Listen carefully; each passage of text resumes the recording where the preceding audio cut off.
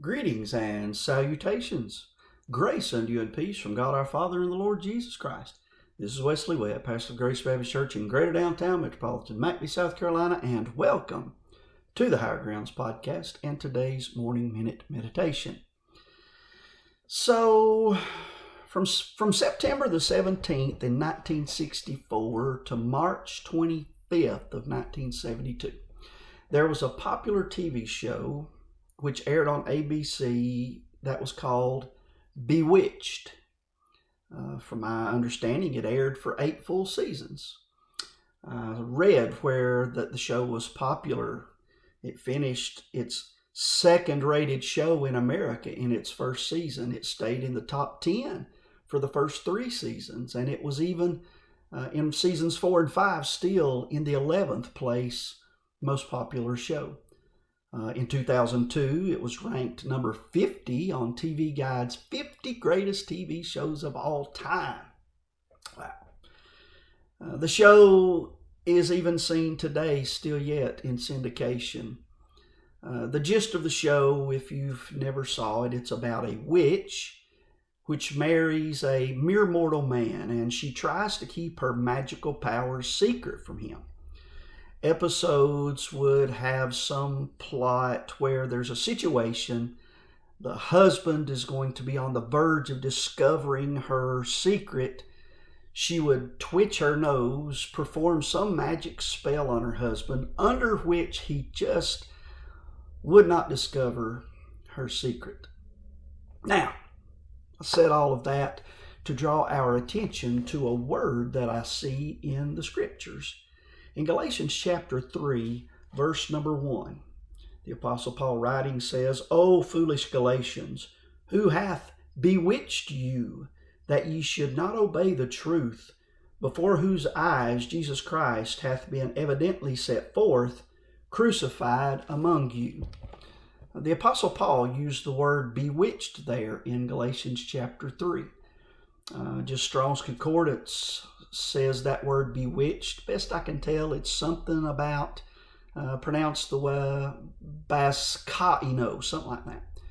It means to malign, bewitch, but it means to fascinate by false representations. That's interesting. The only other times the word translated bewitched in our Bible is used in Acts chapter 8, verse 9 and verse 11, where Simon the sorcerer bewitched the people through his sorceries. The word bewitched there, best I can tell, it's the Greek word existami, meaning to put out of wits, to astound, become astounded, amaze, astonished, be beside oneself, bewitch, wonder. So in Galatians chapter 3, verse 1, Paul sort of scolds the believers in Galatia because they had been bewitched. They had been fascinated by false representations, things that weren't even true, which had caused disobedience in their lives and even doubt about Christ. In Acts chapter 8, Simon the sorcerer was bewitching people in Samaria. People were amazed and astonished and astounded. Can I say it this way? They were distracted. I can't help but see it in my own life at times, as well as in the lives of others. Bewitched believers, saved people who don't even realize they've been bewitched. They're distracted by the world, amazed, astonished, dare I say it, entertained, sidetracked, distracted. What happens when believers become bewitched? Well, I've noticed in my own life when I've realized it happened, prayer suffers, our families will suffer, our spirituality suffers, our church services suffer, the will of God being performed in our lives suffers, the furtherance of the gospel suffers.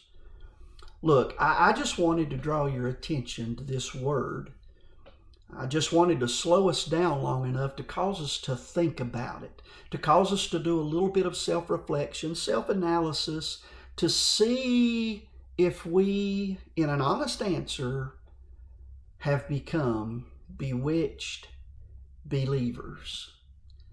Because when we do, our spiritual lives suffer. Well, that's just something for you to think about. And that's all for today's Morning Minute Meditation. Y'all have a great day, and remember, it is what it is.